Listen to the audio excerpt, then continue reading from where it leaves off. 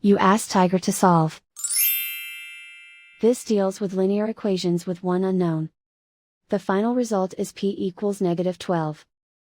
Let's solve it step by step. Simplify the expression. Expand the parentheses. Simplify the arithmetic. Expand the parentheses. Group like terms. Simplify the arithmetic. Swap sides.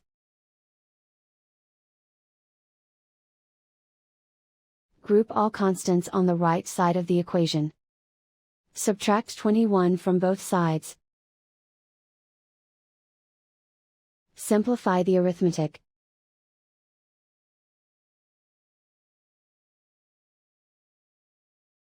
Isolate the p. Divide both sides by -6.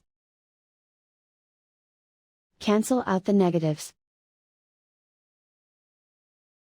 Simplify the fraction. Move the negative sign from the denominator to the numerator.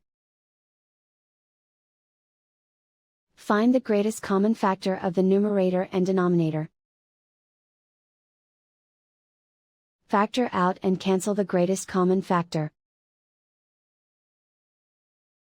And so the final result is p equals -12.